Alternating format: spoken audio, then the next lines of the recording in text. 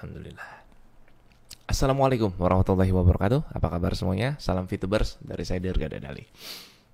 Wow, banyak sekali ya pembahasan-pembahasan dari segelintir kalangan yang mengucapkan Fitub ini adalah bisnis penipuan. Katanya bisnis scam. Oke, pertama saya akan sampaikan kepada segelintir kalangan ini. Kalau kalian nggak ngerti, ya jangan memberikan teori ya. Jadi kalau kalian nggak ngerti, ya jangan memberikan teori terlalu banyak. Ingat, jangan memberikan kesimpulan juga yang ngaco-ngaco, yang aneh-aneh, ya, yang kemana-mana, yang ngawur, gitu ya. Jadi Anda sekalian ini bilang saya ini kurang pintar, kurang manggung. Saya kasih tahu sama teman-teman, kalau misalkan dalam keadaan corona begini juga saya tetap manggung secara virtual. Jadi dapur saya masih ngebul, alhamdulillah, ya. Jadi kalian ini nggak boleh asal-asalan dalam memberikan komentar, hanya untuk mengusahakan, ya, hanya untuk mengusahakan semua orang percaya kalau Fitub adalah perusahaan yang menipu. Itu salah sekali. Kita tahu nih ya, yang namanya perusahaan yang menipu itu kayak zaman dulu ClickShare, Brotherhood, sama Memiless zaman dulu ya. Nah, kenapa yang disebutkan tadi itu menjadi perusahaan yang bisa menipu gitu? Sebab yang disebutkan itu berbasis joining fee yang tadi saya bilang. Ada member fee ya, ada member fee di mana ketika member join diminta untuk membeli paket ya. Tapi jika Fitub ini tidak menganjurkan untuk membeli paket. Silakan kalau kalian dari awal pengen main gratis, monggo sampai lulus gratis dari awal, pertengahan sampai akhir ya. Jadi ini jelas berbeda. Faham sampai di sini ya. Fitub juga bukan Ponzi ya. Ponzi itu tahu nggak? Ponzi kayak gimana? Ponzi adalah member get member ya, yang disusun menjadi satu pohon yang mirip sama piramid. Yang mana member juga harus membayar di depan. Karena prinsip dari skema Ponzi ini adalah membayar member terdahulu sama member yang baru nih dibayarin gitu. Jadi jika member baru sudah tidak lagi dapat member, ya maka perusahaan yang memakai skema Ponzi ini tidak akan mendapatkan pemasukan ya. Ya, jadi apalagi member lama dan begitupun member baru itu tidak akan mendapatkan pemasukan juga gitu ya. Mungkin hal buruknya perusahaan akan menipu nih ya. Akan menipu siapa? Menipu member dan membawa lari sisa-sisa uang perusahaannya, tentunya itu yang dinamakan skema Ponzi gitu ya. Nah, itu yang bahaya gitu ya. Jadi Fitub ini boleh dijalankan secara gratis. Sekali lagi, boleh dijalankan secara gratis dan tidak memaksa untuk bayar ya kepada membernya. Jadi bedain ya. Dan di Fitub ini ada kadaluarsa. 40 hari kadaluarsa. Kalau misi kalian tidak dijalani selama 40 hari, misi kalian akan kadaluarsa dan kalian tidak akan mendapatkan apa-apa. Begitupun dengan atasannya. Apa masalahnya? Nggak ada urusan gitu kan ya. Jadi Fitub ini tidak berbasis joining fee. Ingat itu ya. Di sini saya mau nanya nih, kalian tahu nggak gimana caranya pasang iklan di Fitub? Tahu? Tahu nggak harganya berapa? Cara kerjanya tuh gimana sih? Cara kerja iklan di Fitub tuh seperti apa gitu? Tahu nggak? Kalau nggak tahu, saya sarankan dengarkan ya. Saya beri penjelasan kepada semua teman-teman supaya wawasannya bertambah. Mudah-mudahan bertambah dan tidak lagi menjudge yang aneh-aneh ya.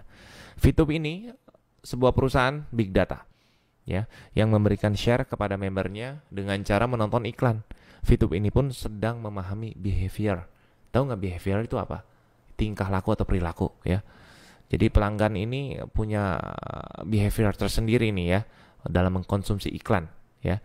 Fitub tidak ingin sampai salah menempatkan iklan, yang mana Fitub sendiri akan meminta data nomor induk kependudukan ya kepada membernya tiap kali mau daftar, sehingga tepat sasaran dalam mengkonsumsi iklan. Itu alasannya. Saya berikan Anda perumpamaan deh. Andai kata ada perusahaan koran yang menempatkan iklan yang lebih berbau dewasa kontennya, tentunya akan sangat tidak etis gitu kan, kalau main beredar begitu aja gitu kan ya. Tentunya Fitub juga lebih memahami tentang behavior konsumen tersebut ya, paham kan?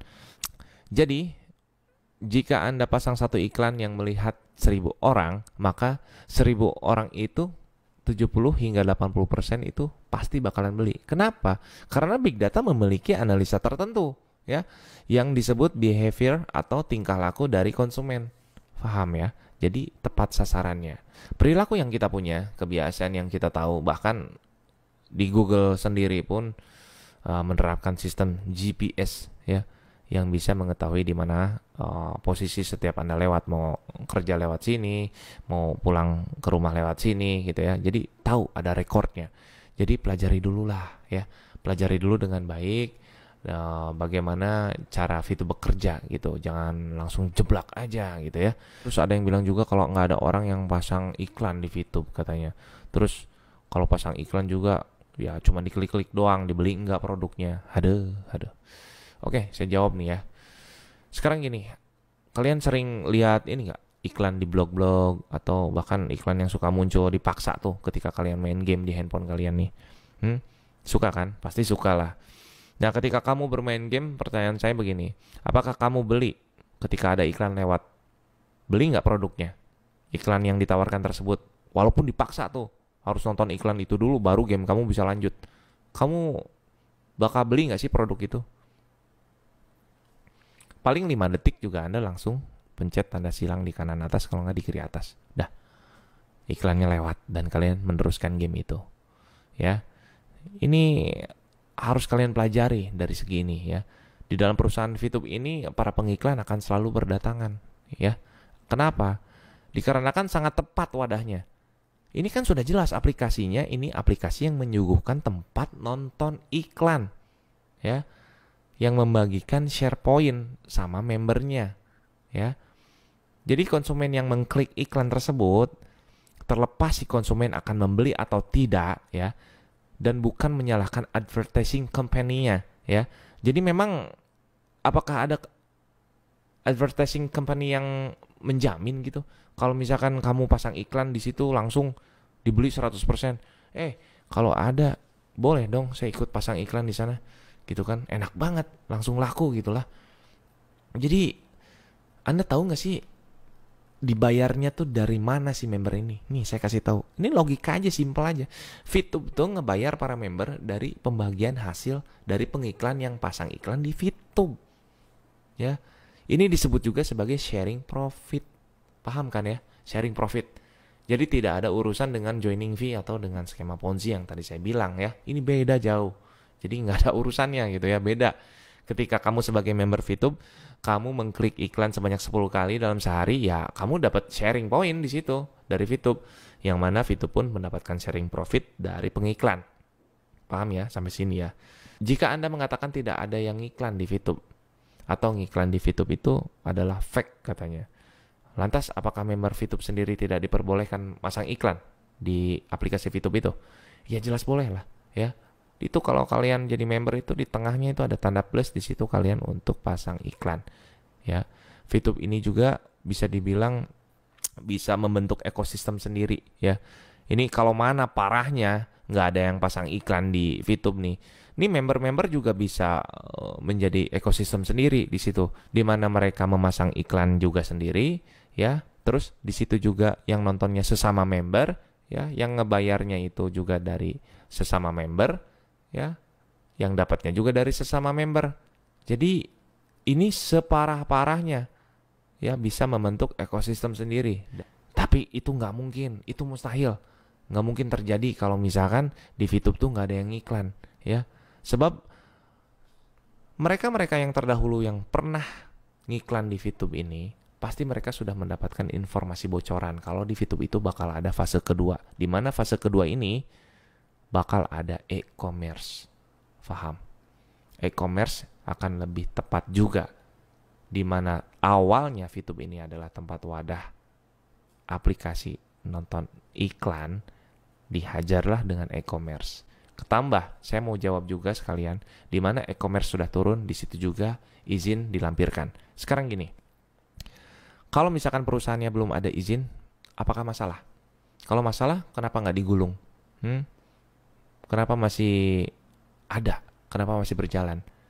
Jadi jika saya nih seorang pengusaha nih, misalkan pengusaha koran lah ya, lalu saya ini mendistribusikannya nih, pasti ada jurnalis gitu kan, ada pers, ada wartawan dan sebagainya tuh untuk mengisi konten ya. Dan mungkin saya juga di situ akan menerapkan beberapa harga halaman depan berapa, harga halaman belakang berapa, harga halaman yang mini berapa, itu macam-macam ya. Begitu juga sampai sampulnya mungkin ya. Nah, begitu koran dicetak setiap pagi, lalu koran ini didistribusikan ya. Kemana distribusinya? Ya pasti ke distributor ya. Dan si loper koran dapat duit nggak nih ketika nganter korannya? Ya dapat lah. Gimana sih? Ya dapat duit lah. Kan loper. Ya kan? Per koran yang dijualnya misalkan dapatnya berapa nih? 100, 200 perak ya. Itu dapat duit si lopernya. Terus yang bayar si loper itu siapa? Ya saya sebagai pemilik perusahaan, ya kan? Nah sekarang kalau loper korannya nggak jualan koran, apakah bakal dibayar? Ya enggak, gitu kan? Nah sekarang apa urusannya tuh pengiklan ya sama si loper koran ini nih? Jelas nggak ada urusannya, ya beda jalur. Yang penting pengiklan bayar dengan kontrak tertentu, dengan harga tertentu juga tentunya. Ya, komitmen perusahaan akan menyisihkan sisa hasil usaha yang dibutuhkan untuk keperluan distribusi ya sebagai komitmen. Sekalipun tidak ada pengiklan di perusahaan koran, ya udah gitu kan. Ibarat kata kalau misalkan saya tadi yang punya perusahaan korannya, saya akan tetap membayar si loper ya. Karena loper tersebut itu udah merupakan bagian dari komitmen ya. Nah, Fitub ini skemanya sama. Siapa lopernya? Ya member. Ya membernya inilah menyampaikan juga sama yang lain gitu kan ya. Terus dia juga memang kerja juga ngeklik iklan gitu kan. Apakah ini bukan skema yang masuk akal? Ya masuk akal lah. Gimana sih? Nah, kalau misalkan kalian ini semua yang komentar seorang pebisnis yang handal nih, apakah Anda tahu big data company itu dengan menggunakan semua kecanggihan untuk membuat sebuah aplikasi ini butuh uang berapa sih kira-kira? Mengeluarkan aplikasi itu tuh butuh uang berapa? Coba dicek. Dicek. Berapa tuh harganya? Jadi Anda tahu nggak nih biaya membuat sebuah server nih? Tahu nggak sih? Yang bisa mendata 11 juta orang lebih bahkan. Ya, yang dilakukan sama Fitub tuh. Coba cek harganya berapa. Jadi sebaiknya mikir. Kalau misalkan kalian mau bilang Fitub itu penipu, mikir. Modal segitu gede dikeluarin. Ya. Sekarang ini perusahaannya baru 8 bulan mungkin ya, mau 9 bulan. Liatin aja dulu, ya kan? Ngapain sih ribet gitu kan? Toh kalian juga nggak main gitu kan? Mungkin kalian dendam kali sama perusahaan-perusahaan yang dulu yang nipu Anda. Tapi untung saya nggak ketipu. Ya, makanya harus jeli di sini, harus sangat jeli ya.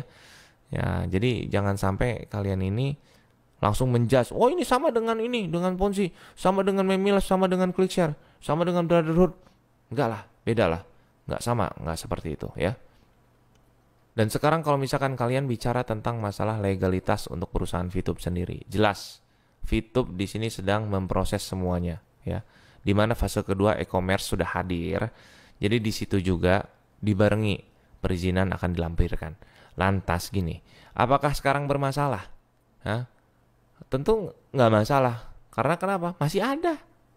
Masih bisa dinikmati sharing profitnya. Masih bisa dijual di exchange counter. Ya. Selagi gratis ya kenapa nggak dijalanin? Toh kan judulnya memang gratis gitu kan. Ya udah main aja gratis. Aman-aman aja kok. Ya kan. Terus bertransaksi di exchange counter. Ini tentunya pakailah cara yang pintar. Jadi bertransaksi itu kita harus tahu cara yang lebih aman bagaimana. Setiap kali kita transaksi, misalkan saya bertransaksi, saya matchingin dulu nih, ya, saya matchingin dulu terlebih dahulu sama calon pembeli atau penjual. Di mana matchinginnya? Ya di WhatsApp, ya, itulah fungsinya grup.